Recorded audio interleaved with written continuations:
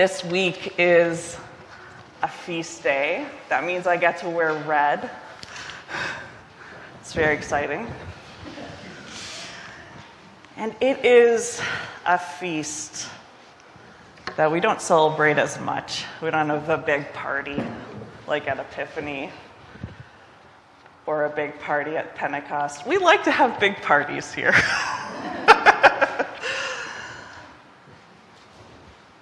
But today we celebrate the day that Jesus was brought to the temple and presented to the Lord. Last week, we talked a bit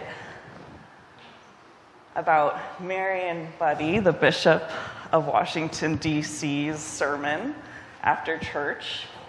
And during church, we talked a little bit about her book, which we're going to read together.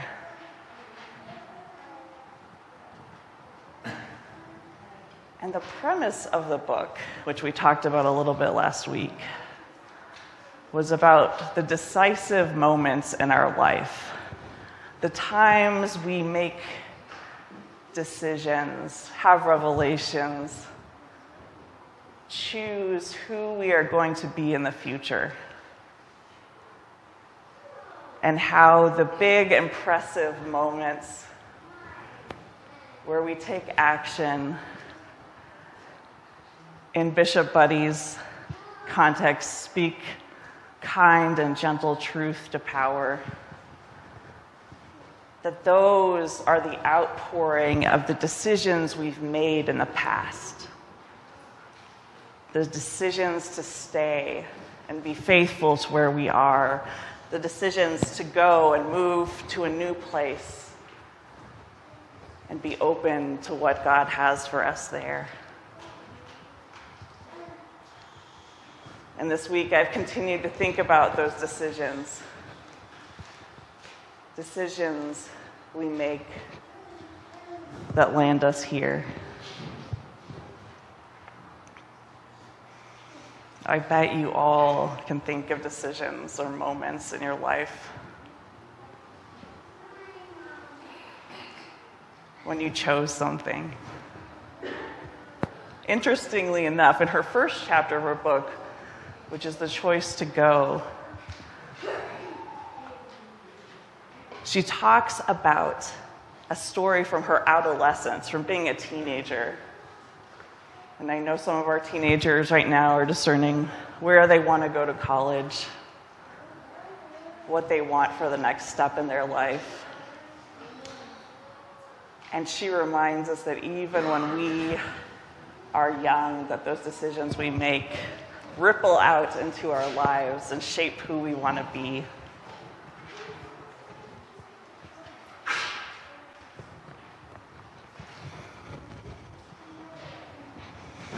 I think here in the Gospel of Luke, we get to meet two people, two very elderly people, Simeon and Anna. And I'm wondering about all the decisions they made in their life that brought them to this point. I think it's interesting what we do and do not know about them. We know that Anna was only married for 7 years, and then she became a widow, and then she lives in the temple. I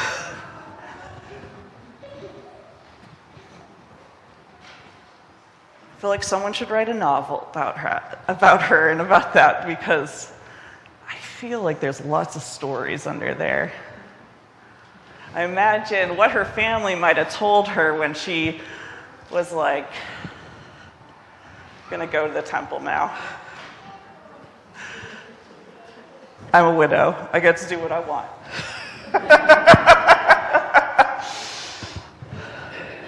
And we have even less information about Simeon, except for we know that he's righteous and devout. And there is this powerful sentence in the first thing he says, "Master, now you are dismissing your servant in peace according to your word." He says, now I can die with peace. the thing that my life was building up to, the cumulative decision-making throughout my life has led me to this place, and I've been waiting for God to show up. And now I see God in this little baby. And now I can die with peace.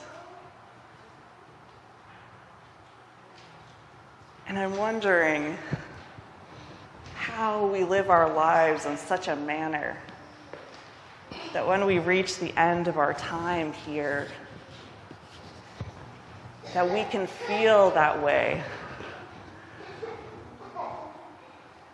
that we can let go knowing that we did right by ourselves, right by our community, and right by God.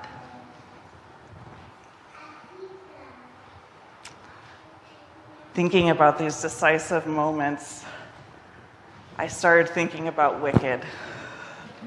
It was eventually going to happen, y'all. It was only a matter of time before Wicked became a sermon illustration, and this is the Sunday, so welcome. But in Wicked, what stuck out to me, beyond the emotional intensity of the entire thing, who cried when they saw Wicked? Yeah. Okay, yeah. I went with my parents over Thanksgiving week. The three of us were just all crying. And so we left the theater and we're like, so when did you first cry? It wasn't even a question of if you cried. It was like, when was the first time you did? Who won? But we meet Elphaba, and we see these moments that shape who she becomes. I think of her decision to stay at her school, to accept the invitation to be mentored, to choose to engage her own magic, her own power, which she is just so afraid of, right? So afraid of. And then she chooses to save that lion cub and to speak up for the animals. And in the end, she chooses to flee the wizard. It makes me think of our scripture that says, what is it worth if we gain the whole world yet lose our soul? She is offered the whole world. Come rule this kingdom alongside me, says the wizard. But she sees deeply into what is happening, and she wants no part of it. And she preserves her own integrity, and she acts in a way that respects the dignity of every speaking being in this realm. And in that, she is free in herself. But she is scapegoated to the world. She loses the world, but she keeps her soul. I think that's the obvious narrative. But something that stuck out to me even more, something that just stabbed me right here, was Galinda's story.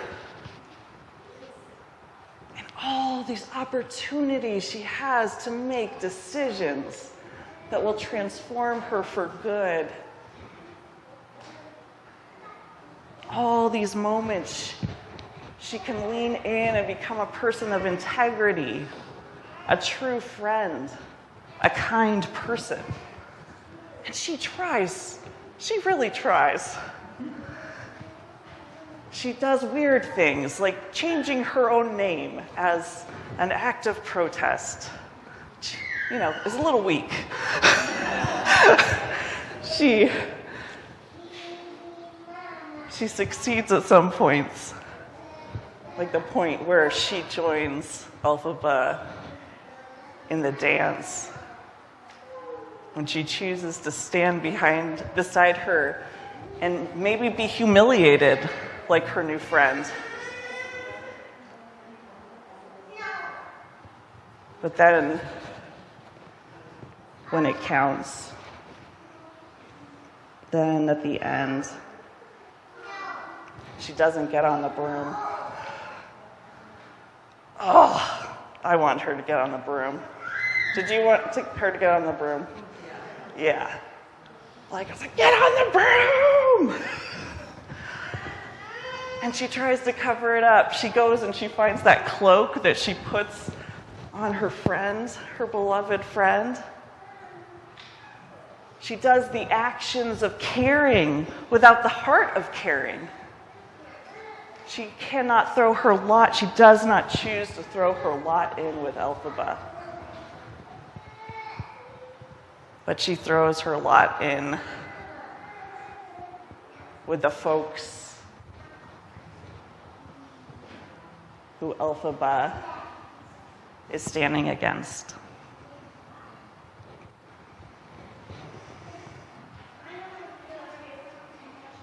It's been another crazy week.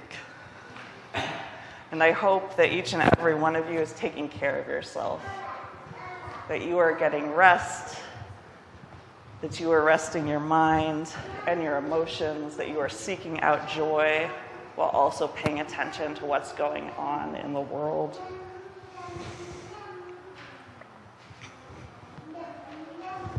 I'm getting a lot of joy out of the noises over there. So I'm like, oh, it's so cute.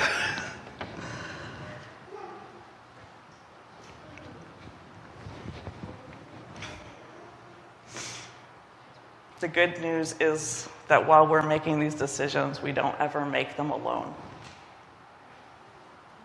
It is not just on us to be brave, but just like the Spirit of God resting on Simeon, the Spirit of God rests on us. We can ask God, we invite God, we consent to God moving in our lives. We ask for wisdom, we ask for loving kindness, we ask to grow, and for God to help us make these decisions. For God to help us become brave.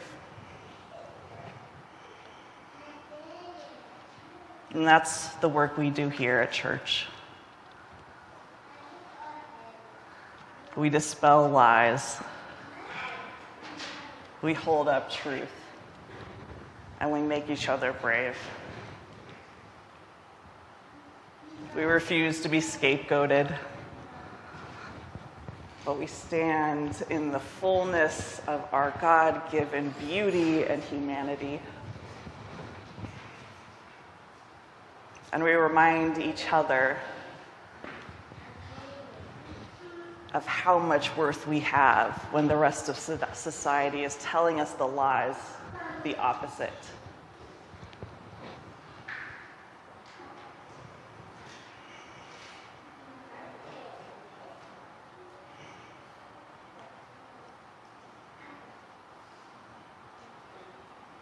May the movies and the narratives of our life be more like Elphaba than Glinda. May we be able, at the end of our lives, to be like Simeon and find peace knowing that we followed God. And may, when we find ourselves being a little too much Glinda-y, turn around and accept the grace that God gives us for second chances, knowing that it's never too late to seek God and to love each other.